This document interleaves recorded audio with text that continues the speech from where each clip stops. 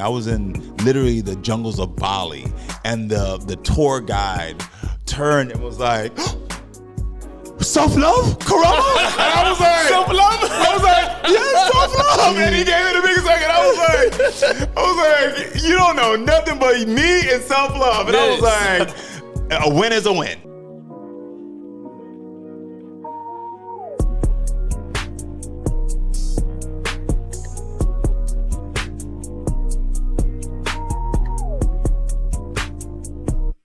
What's going on, y'all? Welcome to another episode of RoseAboveIt podcast. I'm your host, T. Rose. It's your boy, Mount. We got my man PJ in the building, Mike, Liz, Trey in the building. And we got a very, very, very special guest.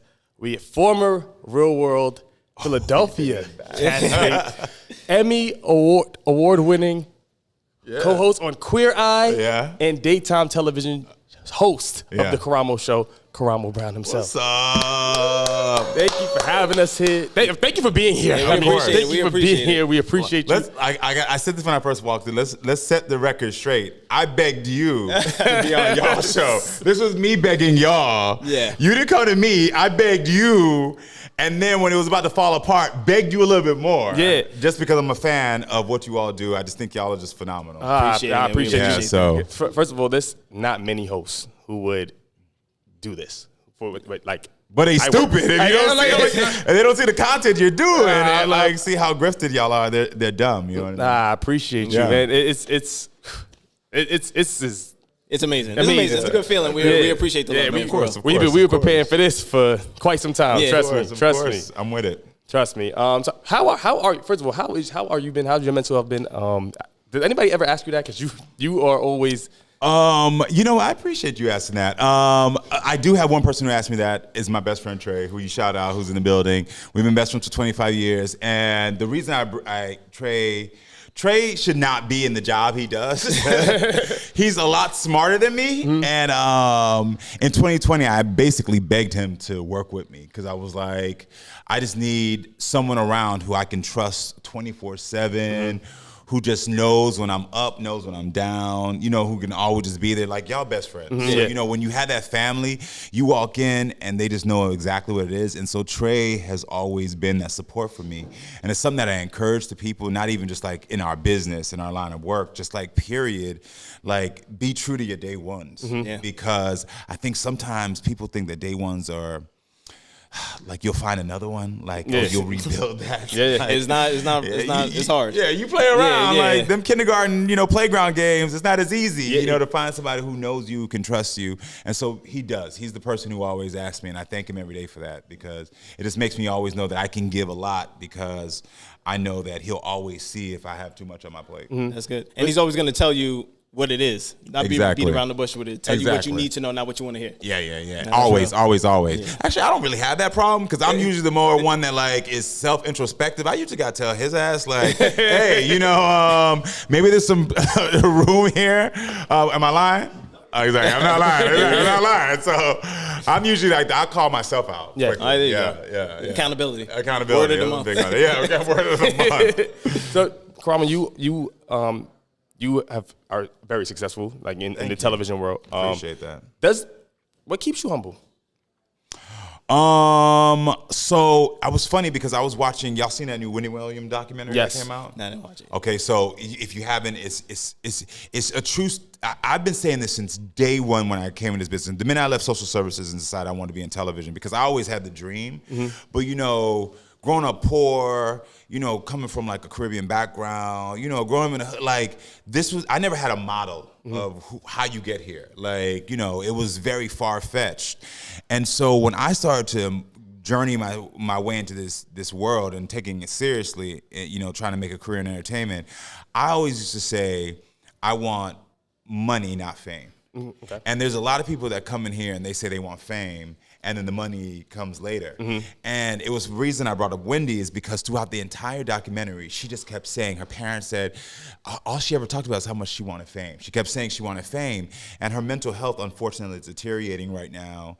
And it's sad because you see a woman who was so vibrant allow her mental health to be so affected that it's taken away a lot of the spark. And I do believe she'll come back. You know what I mean? I'm praying for her. But I've seen a lot of people like that. who want the fame so bad. Like, you see how they interact. You see how they walk through the world. Like, you and I work together every day. And you see, I don't walk through with like as if I'm famous. It's crazy. There's a lot of television show hosts who, when they walk in, they don't address their staff. They don't talk to them. They actually don't want them. I heard somebody, I ain't gonna say no names, does that, and I almost threw up in my mouth. Yeah. I was like, "What do you mean?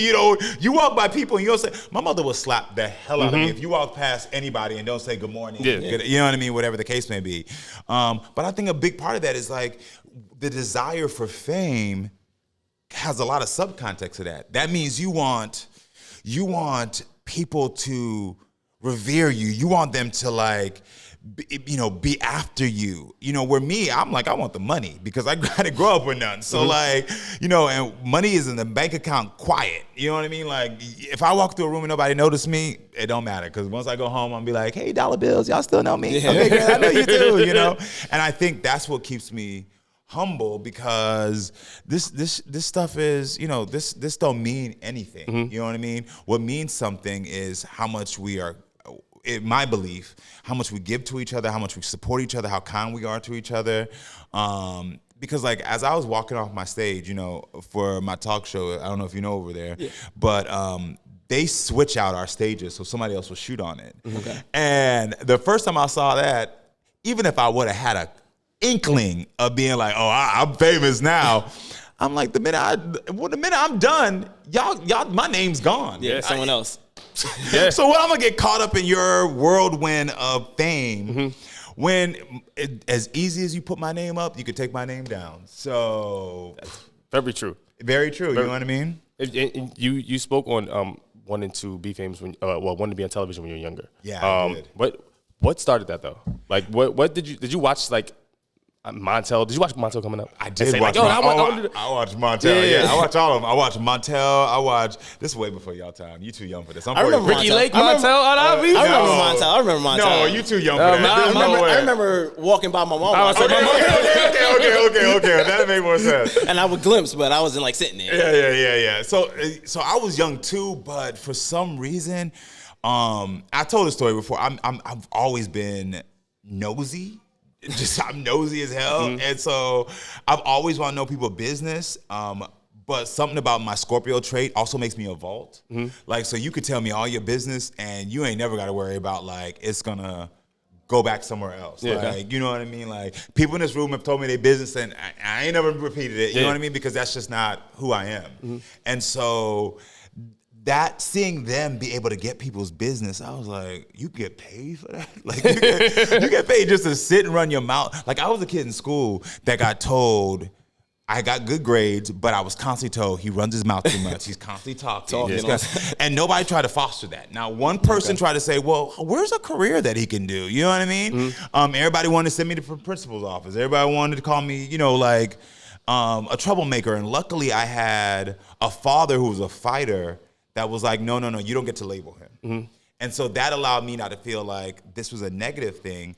But what made me want to be in TV was watching these people talk and connect. And then once I realized that there's the power in connecting with people, that they don't feel alone, that was it for me. I realized, like, watching that Montel, the Sally, the Donahues, the Oprahs, the Mauries, I was like, oh, there's something here that I could do, and actually maybe my goal is to hopefully try to figure out a way to elevate it in some way, not to take away from what anybody else done, because that sounds like egotistical, but try to make my own stamp on it. Yeah. Is it ever, oh, my bad, bro. No, I was going to say, just touching back when you started saying, how do you prepare yourself, like, when you're sitting there listening to people's drama? Does that, like, affect you in a negative or a positive way, just preparing yourself to take on people's stuff? So it didn't until this show. Okay. Yeah, it didn't until this show. Before, I used to be able to take it on. I would be like, give it to me. And then somehow, when we got to this show, I don't know if it was a combination of the fact that, like, I take this show really serious.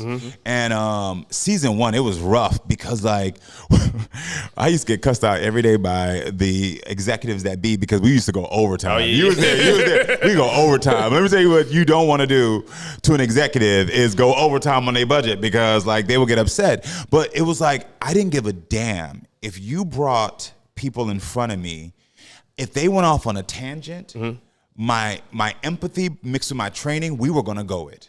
Because for me, and again, this is no disrespect, honestly, to anyone, I had watched so many people in daytime take advantage of Black people's pain, LGBTQ people's pain, and make it seem like it wasn't worth anything, that I was like, no, I need you to know your pain, your trauma, I hear it, I've seen it, I felt it, and I'm gonna help you solve it because God gave me enough of a talent. And so it used to affect me big time when I couldn't give them a tool, when I couldn't solve something. I mean, I would go home and I would be bawling. It was rough season 1 and even a little bit of season 2 because I had to release a little bit and say, you know what?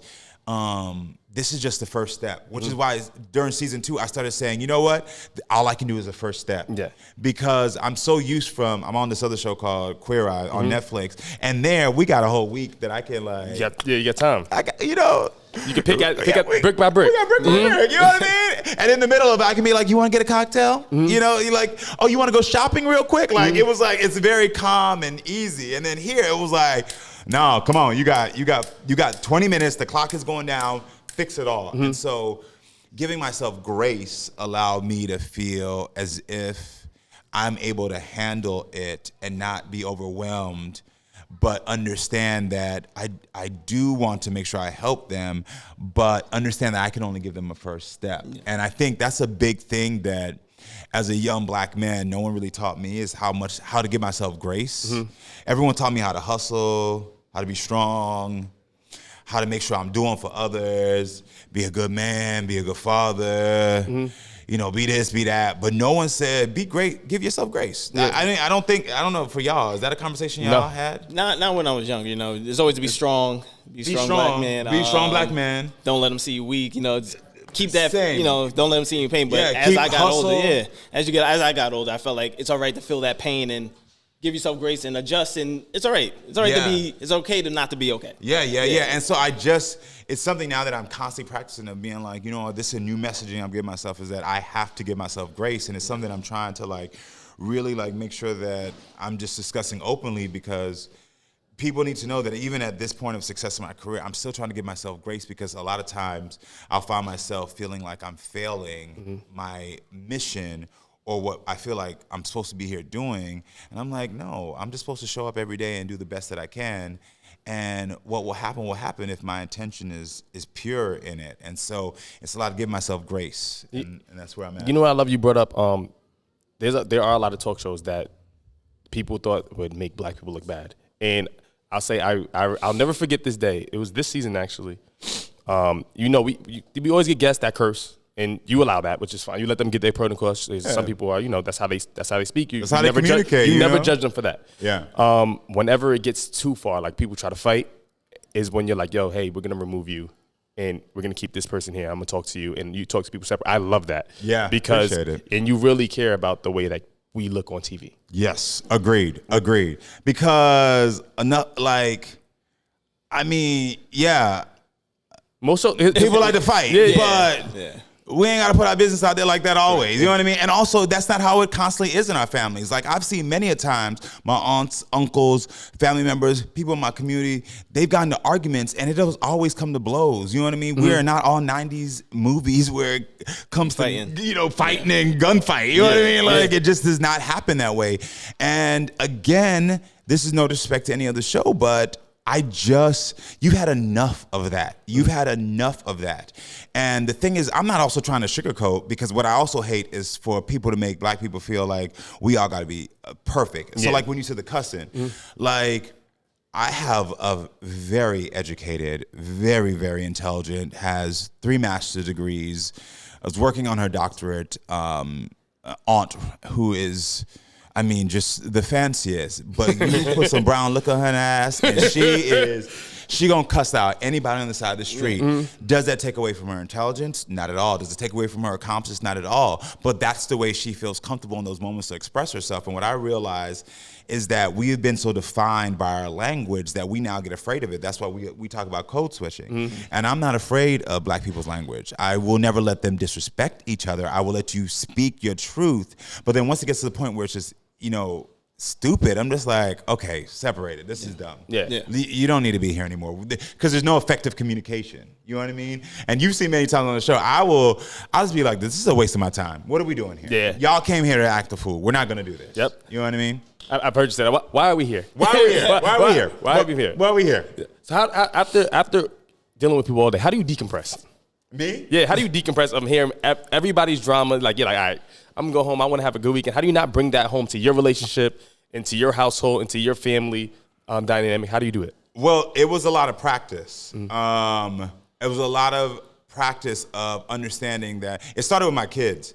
Because even before I got into television, just working in social services, I would come home with so many people's problems. Because I work primarily with kids in the foster care system, kids who were homeless. And so these kids had so many things that they were dealing with on a daily basis. And I would come home, and my kids would come in the house, and the first thing, and they would start complaining about some stuff, and I'd be like, are you kidding me? Shut your little ass. You know what I mean? Like, I just would, this little boy don't know where his mama is, his grandma just died, his daddy on crack, he don't got a place to live, and you begging me for a PlayStation right now? Get out my face. And then I realized, I was like, oh, no. You deserve my patience. You deserve everything that I give to them, you deserve as well. And the only reason I realized that is because I realized my parents didn't give me that patience. Whatever they were dealing with, they would give the people at work. I would go to my mom's job, and she'd be all smiley and happy. And I'm like, I heard you on the phone yesterday with my aunt. You don't like this man. And she's over there smiling and whatever. And then you get home with me, and you cuss me out because I didn't wash a dish. Which I understand. Yeah. We have chores. Yeah. But at the same rate, where's the patience for me? And it's something that I think like we have to check ourselves. You know, you'll lie to them, but you'll come home and you'll give them your best, but you'll give me your worst. And so it was something that I realized, like with my own kids, I was like, no, if I'm gonna give them my best, I gotta give you my best. Because otherwise it's not fair. Because if I say I love you and I say I'm just at work there, then I got to give you my best. Yeah. And so that was how I started to realize, like, to not put it on my family. And that became easier more I practiced it, because I was like, I was practicing patience with people I love. I was practicing patience through love. And I don't know if people know how to do that or practice that enough. You know what I mean? Like, especially as we get older and life gets more stressful, we forget to practice patience. You see it, right? And it's quick. True. It's one of the things I see often, like, just destroys relationships. You just immediately start to just stop practicing patience for each other. And you just be like, oh, you know what? I'm done. I'm finished, whatever. And it's like, no, go back to like when you first met and you had been like, oh, you know what? I'll listen to you, baby. I'll figure this out. Nah, you preaching right? That's truth right there. It's fact. So, that's good. Did you realize? Did you realize when creating the show, like how big not only in the show would be, but for the Black community, as far as like Black people, I feel like are terrified of therapy. Yeah. Yes. If you hear like, oh, she went therapy, he went therapy, people are like, oh yeah, he crazy. Yeah, like crazy. They think it's a crazy. So and now it's crazy how it's ironic how people come to the show and they're like, yo, hearing what he says helps me out on my day to day. Let me tell you how, first of all, the trouble I got in season 1 dropping and giving out therapy. Helping people got you in trouble? What daytime talk show y'all know people be talking about, hey, here's therapy. We heard somebody get in a car, you get a basket, Yep. I was passing out therapy like, hey, I can't solve this. You want some therapy? Yep. Because I was just like, that's what you do. Yeah. And I can't tell you how many emails were coming through like, hey, we got to make sure with legal, we got to make sure, you know. And I get it with the corporate stances, but I'm not saying I'm going to do your therapy. I'm saying let's figure out where you're at. You opened yourself up here. Why not give you some type of aftercare after you leave? And so I think it's the best thing ever. I mean, like, I hope it starts a new precedence in daytime TV where anybody who works in our space, you know, which is like, you know, they call it the conflict space. I like to call it like the talk space because like, we're not with celebrities, but like people are just really talking their real emotions that like it's required that you offer that. You know what I mean? I think it's better. And so, I love it. I love that people are coming for it now. And we was talking about this the other day, me and Trey, my best friend. We were like in the house and there was a dude there was a clip that posted, and the guy stood up and was like, "Baby, you know I watched Karamo show with you too, and I learned about boundaries." And I was like, "Look at this! I was like, this man is my daddy age, and I know nobody in his generation taught him about boundaries at all. Correct. No, nobody. You know the clip I'm talking about, Mike. You posted. I'm like, I know Mike. You know he does all of our clips. He's here in the building as well. Shout out to Mike. Shout out to Mike. I was like, so that gave it just makes me happy because I'm just like, again, I think I'm a small piece of whatever puzzle is being solved, and I'm a small piece, but I know that my piece is important, and I don't take that lightly. I love Your piece is helping people. Like, That's generally, the piece. That's the piece. It's a small piece, but you know, it's to get somebody else to do it even bigger. You know. I brought my little brother to the show last year, and he said he was like, "Yo, bro, I sat here and he made me think about, like, I look at things different through other people's lenses now because that's what you told you said to somebody." And I was like, "Oh, you got that?" He was like, "Yo, bro, he's deep." He's like, "He's deep." And so like, we're heading into season 3. From your ears to God's lips. Yeah, heading into season 3. Now we doing it. I didn't know we doing it. I realized this. I don't know if you realized it. Yeah. I feel like every season has been kind of like a theme. So season 1, you talked a lot about gaslighting. I didn't know what gaslighting was until you started bringing it up. Yeah. This season you brought it up, giving grace. Yes. Okay. Yeah. What do you think this theme for season 3 is going to be? You know what? I don't even know yet. I mean, what we gonna have to do, like, put myself back on here because I'm excited to be here right now. Invite me back, and then we'll be like, you remember when we talked about that in season 3? Like, I don't know. You know, it really just comes up with like what's going on. You know, like where we're at right now. Like the beauty of me being young, black, and gifted, as you know, but this is not something that's I'm not so disconnected from social media. I'm like at this sweet spot where like people younger than me I can still connect with because we listen to the same music, we go to the same places, and then people older than me I also can connect with them. And so I'm in this like sweet spot where I'm just like, oh, I'm hearing what everybody's saying, and I'm seeing the parallels, and I'm like, okay, how do we bring this into conversation? And so I don't know what you want the theme to be. That's a good one. But you also said accountability was. I love accountability. But I don't know. You said that was the word. That's the word of the month. Yeah, so accountability is important. Yeah, accountability is huge. Yeah. Well, see, that actually would be good because I think that's something that came out a while ago where everybody feels like, well, especially like I got homeboys that be like, baby, look, but I took accountability. But it's like your accountability is trash. Like, There's different levels. There's levels. Just because you acknowledge that you did something that was trash doesn't mean that it now is fixed. Yeah, exactly. And I think people need to understand that accountability comes with a lot of action. And I don't think most people understand what that action step looks like. You know, like just because you broke the trust and said, I'm sorry, I broke the trust, doesn't mean now there is ample steps you have to take to rebuild that foundation of trust. And I think maybe having more, you might have hit it. I think it might be accountability. Accountability in action might be episode 1 then. Done. But I think that's, you know, I think those are the type of things. But again, if you ask any of my exes, I was trash. Like, I love that I give relationship advice because like, I was trash. I was best friend. Was I trash? That's the beauty in growth. Like, yeah, I was trash. The beauty in growth. Like, but for now, like you have your own show now, right? Yeah. You also work with Queer Hour, so you have other hosts that we work with. Yes. What do you find easier? Working in a group setting along with those individuals, or do you like going into the daytime talk space on your own, being able to do things your way? Well, unfortunately, if you know the struggle behind the scenes, this still ain't my way yet. You know what I mean? It is a quiet, underlining battle, and I think that's one of the things that, especially, I've been doing a lot of little mentoring right now with, and I'll answer your question, sorry. No. I've been doing a lot of young mentoring with, like, young black talent, you know, like, just trying to let them know, like, no matter what level you get to, you know, the unfortunate part is that there are still many executives who are in their 50s, 60s, 70s that are white and who don't understand or who don't want to see things change. And I mean, as woke of a time we're in, you still are fighting. I'm constantly fighting battles.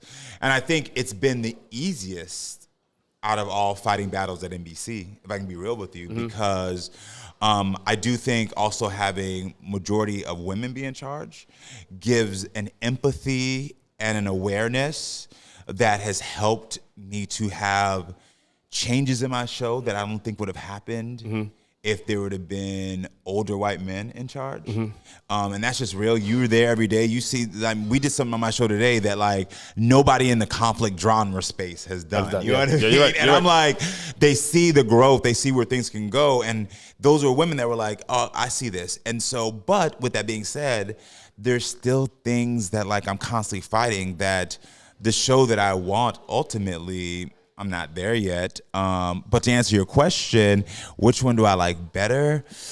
I mean, I love my show, but I also love, I love the other show. Because on this end, like, let me tell you, that show over there, like, as much as I love it, like, if I get tired, I'd be like knocked out in the back of the car, and there's 4 other people to do all the work. You know what I mean? And I don't like. There's been scenes where they've been like, "We got to cut around you because you were asleep in the back," and I'm like, "Yeah, they were talking, right?" You know what I mean? Yeah. And vice versa when they're falling asleep too. This is real. Like I will fall asleep in the car, and here it's like I got to stay alert. People are always like, why do you take notes? And I'm like, because it's just me listening. And if I miss something, I gotta be like, what'd you say? Hold on, what'd you say? Let me refer back. And so I love both. Both come with their own challenges. Both come with their own rewards.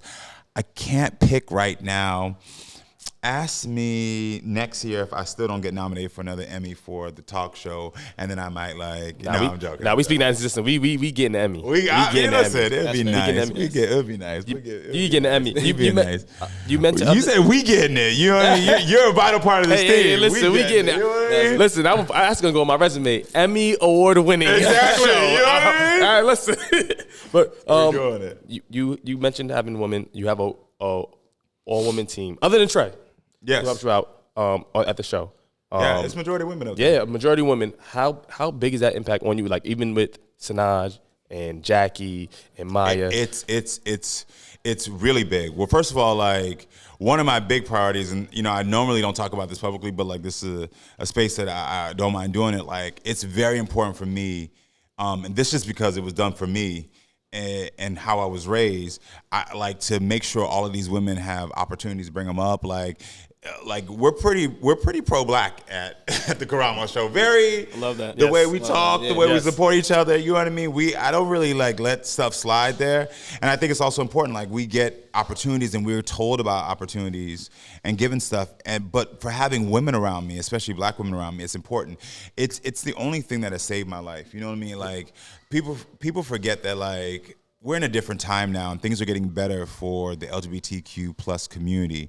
But especially for me as a black gay man, there was times in you're part Jamaican, so I'm Jamaican, and there was a song growing up that was popular. I mean, at the core of me being 9, 10, 11, 12, which is Boom Bye Bye and Abati Boy, and I promote them not see man.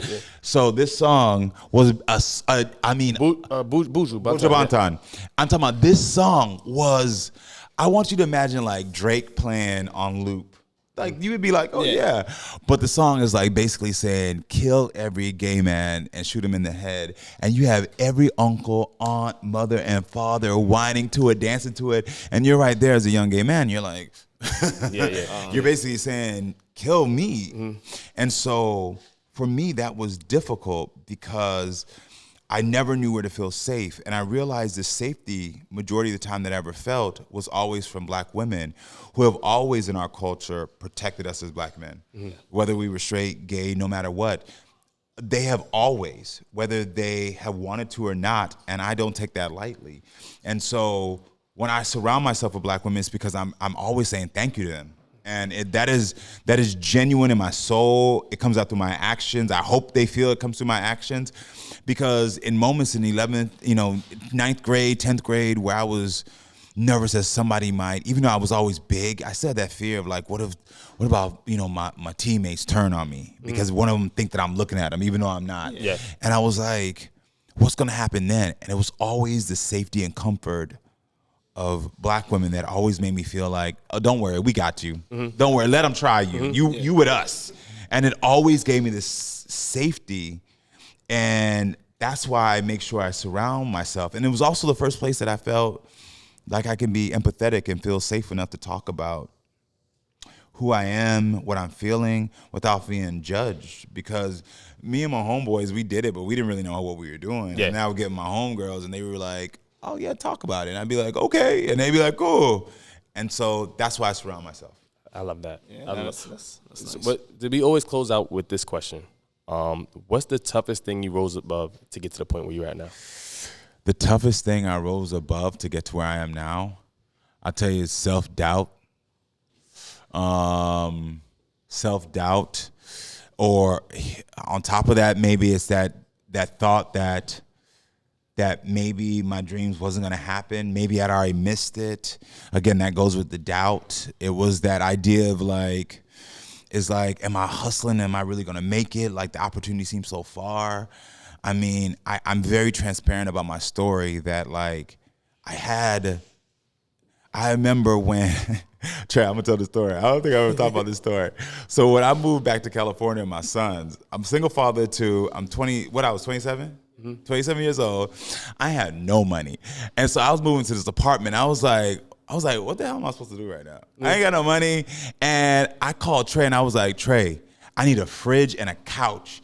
And he was like, bet, I'm gonna go to Rent-A-Center and rent you something.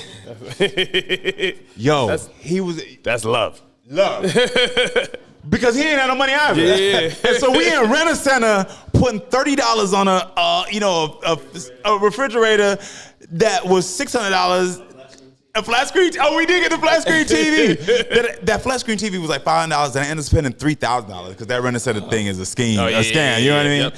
But I went there and I was doing it, but like I was just so scared to tell everybody I'm so broke. I don't have money for a fridge because in California apartments don't come with fridges.